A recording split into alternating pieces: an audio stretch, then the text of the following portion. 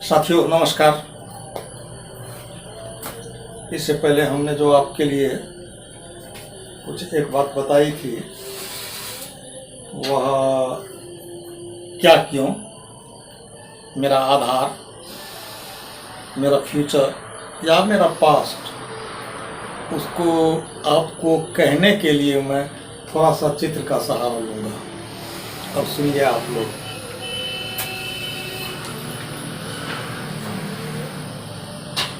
ये मैं हूँ।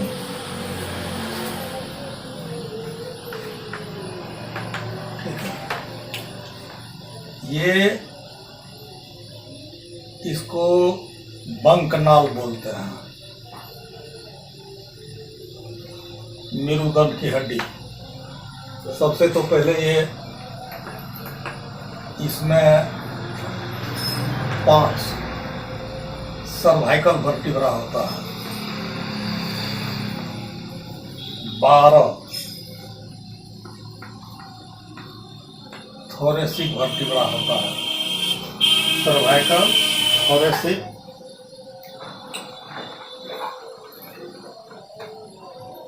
5, 12, 4 लंबर, 4 सेक्रम और 4 कॉक्सियल। ये कई भागों में होता है। अच्छा ठीक है, ये सब्जेक्ट कुछ अलग पड़ जाएगा, लेकिन हम जो आपको कहने के लिए जा रहे हैं कि कॉक्सियल रीजन के ठीक बीच में ये 4 पंखुड़ी के कमल होता, लेकिन ये सूक्ष्म है। इसको अगर पोस्टमार्टम करके देखा जाए तो ये नहीं मिलेगा, ये सूक्ष्म है। ये तो सूक्ष्म है, इसके आगे लेकिन स्थूल है, तो इसको मूलाधार चक्र कहा गया है। और मूलाधार चक्र भी इसलिए कहा गया है कि अच्छा ठीक है, 8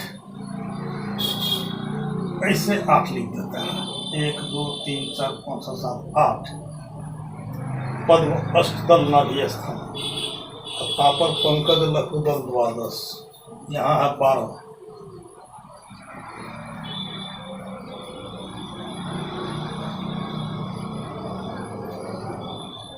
प्रथम ही मूल कमल तलचारी तह वसुदेव गणेश खरारी विद्या गुणदायक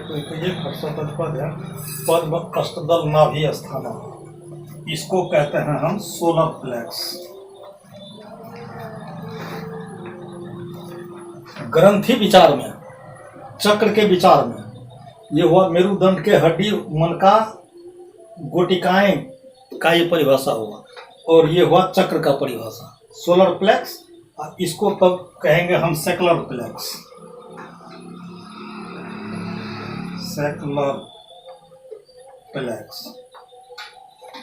अच्छा, सोलर प्लेक्स, इसको हम, ये तो हो गया नाभि चक्र। अब आइए यहाँ थाइमस,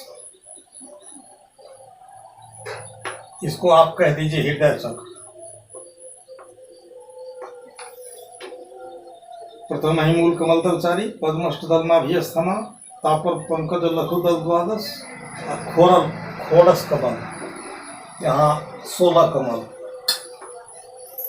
इसको कहते हैं खोरस कमल। Thyroid,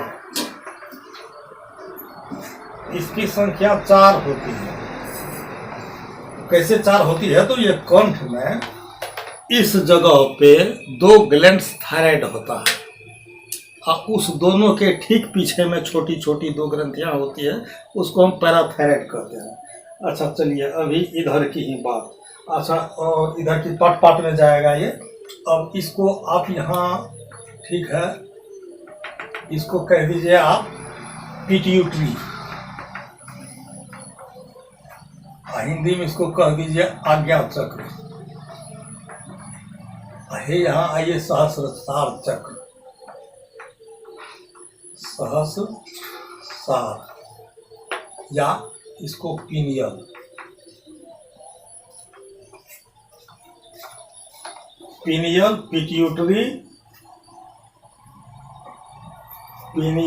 pituitary, thyroid, parathyroid, thymus, solar plexus और सेक्रल प्लेक्स। 1 2 3 4 और 4 थायराइड, 5 और 6, यही 6 चक्र है। अब आइए आप साधुओं के साहित्य में जाएंगे तो इसको वही पढ़ा जाता है, इसको चतुष्कमल दल कहिए, मूलाधार चक्र, और द्विकमल दल होता है स्वाधिष्ठान चक्र। तो दोनों मिलाकर के हो गया 6, लेकिन गिनती इसकी चतुष्कमल में ही होती है। अच्छा, अब इसके बाद है ये सोलर प्लेक्स, नाभि चक्र। वैसे तो यदि आप मेरे सब्सक्राइबर्स हैं, वीडियो को देख रहे होंगे, आपको मालूम ही होगा हम इसको नाभि के नाम से कई बार चर्चा किए हैं। सोलर प्लेक्स का अर्थ नाभि ही होता है। नाभि मेरे पालन पोषण का केंद्र है, इसलिए विष्णु लक्ष्मी का भी केंद्र उसको कहा जाता है। तो ये हो गया आपको पालन पोषण का केंद्र। थाइमस जो हो गया, थाइमस हो गया जहाँ हमारा हृदय है जहाँ, इसके क्षेत्र में ये इसका देख रेख करता है। अब आइए थायराइड। थायराइड गले की ग्रंथि है। थायराइड एक सीक्रेट हार्मोन्स प्रोडक्ट्स करती है, और ये हार्मोन्स सीक्रेट प्रोडक्ट्स करके इन तमाम ग्रंथियों को भी सहारा देती है। आपके फिजिकल सिस्टम में जहाँ कोई भी प्रतिक्रिया होती है उसमें थायराइड का कनेक्शन होता है। यदि इसमें किसी भी प्रकार की कमी पाई गई तो अनावश्यक मोटापा, शरीर का वजन कम, या भारतीय एक्यूप्रेशर के द्रव्यान में इसको 8, इसको थायराइड बोलते हैं। ठीक है, आया इसका जांच भी कराएंगे आप, तो इसको TSH बोलता है, थायराइड स्टिमुलेटिंग हार्मोन्स। ये अगर बढ़ गया है तो आप में मोटापा आएगा।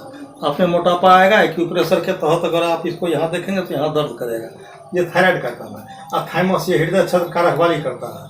और सोलर प्लेक्स ये जो है पद्म अष्टदल नाभि स्थाना या नाभि केंद्र, इसमें किसी भी प्रकार की गड़बड़ी होने के चलते, मैं दोनों भाषाओं में आपको कह रहा हूँ, एक तो आपको बताया जाएगा कहीं कहीं इस चक्र का ध्यान करके इसको जगाया जाता है, लेकिन वो सब मेरे अंदाज में लतीफ़ा वाली बात है। इसका ध्यान नहीं भी किया जा सकता, सिर्फ ध्यान करने का केंद्र एक तो यही तो है, पिट्यूटरी। अच्छा, तो ये सोलर प्लेक्स नाभि चक्र हो गया। ये जो है सेक्रल प्लेक्स, इसको आप दूसरे भाषा में प्रोस्टेट भी कह सकते हैं। जैसे आपका सीमेन एक्सिट, यूरिन एक्सिट, दोनों का जहाँ एक जगह ज्वाइंट है, जहाँ से दोनों दो तरफ जाता है, उस दोनों के बीच में एक ही एक क्लिप के जैसे एक प्रकार का द्रव सीक्रेट करके वो लुब्रिकेंट पावर को बढ़ाता है। लेकिन उम्र के अनुकूल अगर इसमें प्रोस्टेट ग्लैंड्स में या सेक्रल प्लेक्स में किसी भी प्रकार का शोथ उत्पन्न होता है तो ये इस पेशाब के नली को दबाता है। शोथ हुआ तो चलो अगर शोथ हुआ ना, तो बाहर शोथ हुआ तो कोई दिक्कत नहीं है, और अगर ये अंदर की ओर दबाएगा तो यूरेन के नली को सीमेन के नली को, दोनों को ये दबाएगा। तो दबाएगा तो सबसे पहले तो यूरिन में आपको बीमारी स्पष्ट हो जाएगी। किसी को पेशाब करने में रुकावट होती है, किसी को पेशाब करने में दर्द होती है, किसी को पेशाब धीरे धीरे आता है, किसी का पेशाब बूंद बूंद आता है, किसी का पेशाब 2 धार में 3 धार में आता है। तो तमाम बीमारियों से इस सेक्रल प्लेक्स और प्रोस्टेट को पकड़ा जाता है। तो ये तो आपको ये फिजिकली काम कर रहा है, लेकिन ये स्पिरिचुअली काम क्या करता है, तो शरीर के अंदर में जो भी ऊर्जाएं आपकी काम करती है उन ऊर्जाओं को प्रेरणा और एक प्रकार का ताकत देने का काम ये सब चक्र के अनुकूल होता है। अच्छा ठीक है, अब थायराइड तक तो आपको हमने सुना दिया। अब ये जो है दोनों पिट्यूटरी और पिनियल्स, ये इसको मेटाफिजिकली कह लीजिए, मेटाफिजिक्स कह लीजिए। क्यों? तो ये तो आ गया आपके शरीर में, और यह है शरीर से ऊपर। इसका चर्चा जो मैं कभी कभी करता हूँ, इसका चर्चा कहने का मेरा ये गरज है कि ये आपका आँख है, ठीक है। ठीक आँख के सामने यहाँ नहीं होता, यहाँ से थोड़ा सा ऊपर होता है पिट्यूटरी ग्लैंड्स। अब मस्तिष्क के जस्ट पीछे के भाग में ये सहस्त्रसार होता है। तो ये पिट्यूटरी और पिनियल्स, ये दोनों जो अपना सीक्रेट हार्मोन्स बनाता है, इसका डायरेक्ट संचालन हर किसी ग्लैंड्स पर ही होता है। सारा ग्लैंड्स का देख रेख इसी के दोनों के अंडर में है, पिनियल्स और पिट्यूटरी को। तो ये जो है आपको आ गया सीमा रेखा। इससे नीचे को शरीर का क्षेत्र माना जाता है, इससे ऊपर को ब्रह्मांड का क्षेत्र माना जाता है। जैसे इसके विषय में आपको बहुत शब्दों में मिलेगा। जैसे गीता में श्री कृष्ण ने कहा, समं कायु शिरो गिरवं धारणम अचलम स्थिरम आसनम संप्रेक्षं नासिकाग्रं स्वं दिशा सान्वलोकयनम। इसी पॉइंट की ओर इशारा किया गया है। तो इसको आप त्राटक कह दीजिए, ध्यान कह दीजिए, मेडिटेशन कह दीजिए, जो कुछ भी कह दीजिए। अगर आप शांत चित्त, हाँ ध्यान वाली बातें आ रही हैं कि कहीं कहता है इस चक्र का ऐसे ध्यान करो, इस चक्र का ऐसे ध्यान करो, इस चक्र का ऐसे ध्यान करो, इस चक्र का ऐसे ध्यान करो, तो भारत सारा दुनिया ध्यान ही कीजिएगा। इसे तो ध्यान अपने आप में हरी बात है, तो कोई सारी दुनिया ध्यान करोगे। एक चीज़ हम 84 ईस्वी में नोएडा में एक बोर्ड देखे थे, उस पे एक साध्वी की तस्वीर थी। उस साध्वी का हाथ एक शिष्य के सिर पर था और उस पर लिखा होता कुंडलनी जागरण। अब कुंडलनी किताबों के हिसाब से मैं नहीं कह रहा हूँ, या किताबों के अनुकूल कहता तो वो बातें भी स्थूल होती, बातें भी स्थूल नहीं है। यदि सूक्ष्म है तो इसका सटीक एविडेंस कौन देगा आपको। कुंडलनी कहते हैं इस शरीर में प्राण का आवागमन होता है, प्राण का। तो प्राण का आवागमन, प्राण की चेतना आपके अंगूठे के नाखून में भी है, क्योंकि दर्द वहाँ भी अनुभव होता है। लेकिन ये प्राण प्रत्यक्ष रूप में अंगूठे में नहीं जाता है। प्राण का जो विराम है इसी चक्रों में है, थायराइड में है, थाइमस में है, सोलर फ्लेक्स में है, सेक्रल फ्लेक्स में है। यहाँ संगठित रूप से प्राण की प्रवाह यहाँ रुक करके, और यहाँ से जैसे मान लीजिए केंद्र है, राज्य है, कोर्ट है, एसडीएम कोर्ट है, ब्लॉक है, पंचायत है, मुखिया है, सरपंच, इसी भांति शरीर क्षेत्र में जो प्राण आपका काम कर रहा है, तो उसका मेन स्टेशन ये हुआ विरामालय। अच्छा ठीक है। तो प्राण वायु जो आप में आती है और आपसे बाहर जाती है प्राण वायु, तो प्राण वायु आती है तो ये बैक नहीं होता है। अगर यह कहीं बैक होगा तो यह प्रकृति वापस हो जाएगी। प्रकृति की गति बनी हुई है, प्रकृति गोल है, ब्रह्मांड हर कुछ गोल है, जो कुछ भी देखें। तो ये प्राण जो यहाँ से आकर के वापस जाती है, तो ये जो राउंड बनता है, तो ये राउंड कितना राउंड बना होगा आज तक में, इस जीवन में जिए हैं, आगे पीछे जिए होंगे। तो जितना प्राण इसमें आया है और प्राण वापस आया है, तो वह दोनों में एक दूसरे में एक प्रकार का पाक बना हुआ है। तो पाक बना हुआ है, तो वह पाक जब तक नहीं खुलेगा तो इसको कुंडलनी जागरण मत कहिए। आपके माथे पर हाथ देके या कोई ऐसा योग का प्रक्रिया हो, वहां से यह जागृत नहीं होगी। इसको काल सर्प भी कहीं कहीं कह दिया गया है, इसका मुंह बना दिया है सांप के जैसे, यहाँ पूंछ बना दिया है। उस समझने समझाने के लिए बनाया गया है, ये कोई सर्प नहीं है। तो ये प्राण जो यहाँ आया और यहाँ से जो वापस गया, इसका जो अप एंड डाउन संगठन है, उसी को हम कुंडलनी कहते हैं। तो ये खुलेगा कब खुलेगा? तो जितना आप यहाँ केंद्रित होइएगा इस पॉइंट पे, 1 दिन हो, 9 दिन हो, 9 महीना हो, 9 साल हो, या आपका बुढ़ापा गुजर जाए, अगर आप यहाँ केंद्रित होते हैं, ये सारे के सारे यादाश्त वापस आपको यहाँ जब आएगा तो इसका कोई महत्व ही नहीं रह जाएगा, क्योंकि याद में ही सब कुछ है। एक शरीर मानव का यादों का ही एक पुड़िया है। अगर आप यादों को वहाँ से हटा लीजिए तो ये निरर्थक, इसकी सूद आपको नहीं आएगी। अच्छा ठीक है, ये तो हमने आपको उधर चला गया। और एक चीज है, ये हार्ड जो है थाइमस को जो ये इंडिकेट करती है दोनों ग्रंथियां, सहस्रसार और आज्ञाचक्र, पिनियल या पिट्यूटरी, इसका शायद सबसे ज्यादा देखरेख यहाँ होता है। और ये क्या करता है, तो हृदय का संचालन करता है। हृदय जो सिस्टोलिक और डायस्टोलिक होता है, संकुचन और प्रकुचन, जो ब्लड को पंपिंग करता है, तो यह इन्हीं दोनों के देख रेख में होता है। अच्छा, अब आपकी एकाग्रता या व्यग्रता, यदि आप एकाग्र हैं तो ये दोनों नियंत्रण में हैं। अगर आप 24 घंटा व्यग्र हैं, गुस्से में हैं, क्रोध में हैं, इसका सिक्रेशन बंद हो जाता है। आपके पास में एंजाइटी है, तो एंजाइटी है तो यहाँ धड़कन चालू होता है। और धड़कन जब चालू होता है, जैसे एक सुसंगठित पुरुष का होना चाहिए आपको उम्र के हिसाब से, 50 के उम्र में 130 बार, 135 बार सिस्टोलिक और डायस्टोलिक। अगर 50 के उम्र में यह 70 बार हो रहा है, 70 दूना 140, तो उसी को हम हाई बीपी कहते हैं, उच्च रक्तचाप का रोग, चूंकि यह स्पीड इसमें ज़्यादा है।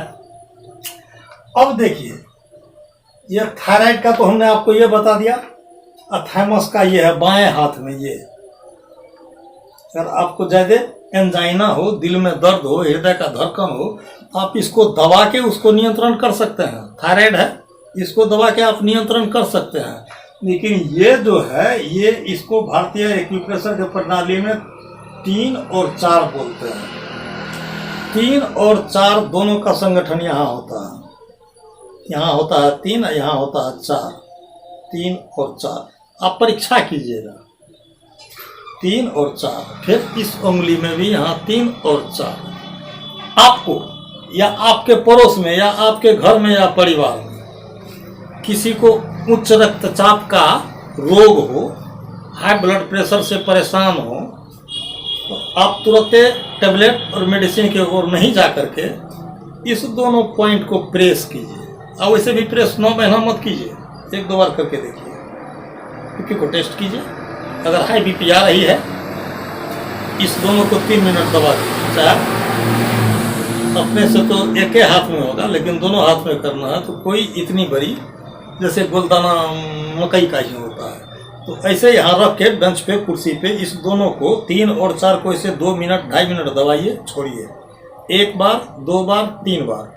ये कम से कम नीचे 10 से लेके ऊपर 20 तक बीपी को डाउन कर देता है।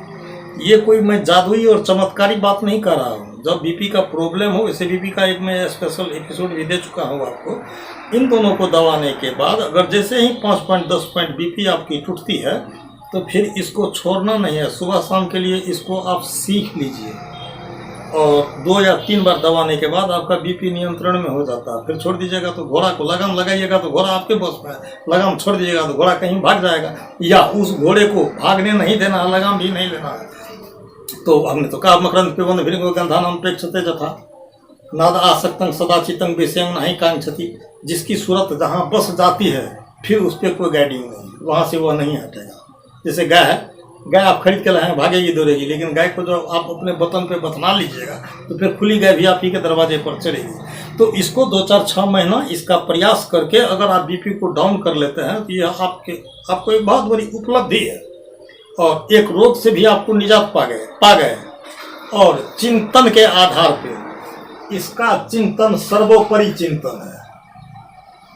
चाहे इसको जहां भी देखें, ऋग्वेद शुरू हुआ है तो सबसे पहला मंत्र है ओम प्रथमम मनस्तत्वाय सविताभ्यम, ओम अग्निर्चाय पृथिव्याम अध्यावरतः। चाहे ऋग्वेद देखें तो किसी भी किताब शास्त्र को, संत मत को, संतों के वाणी को, कबीर के वाणी, कबीर तो सीधे का बाएं चांद सूर्य को निदेने, बीच में सुखवन घाट लगी है, बिना जल के धार बहते पिघले हंसा पेट भरी फोकट में, थोड़ी सी गुरु जुक्ति से ताक गगन में। इसका चिंतन मुख्य चिंतन है, और इसका चिंतन इस सब को एक्टिवेट कर देगा। यहाँ जितनी आपको शांति होती है, सारे एंजाइटी को यह खींच करके एक केंद्र में जमा करता है। तो स्वाभाविक बात है, जब आप विराम के अवस्था में आप निश्चिंत हैं। यही सज्जनों, आप लोगों के सामने हमने 6 चक्र का एक चर्चा किया। 5 तत्व, उसके 25 प्रकृति, 3 गुण, इलेक्ट्रॉन, प्रोटॉन, न्यूट्रॉन या रजोगुण, सतोगुण, तमोगुण।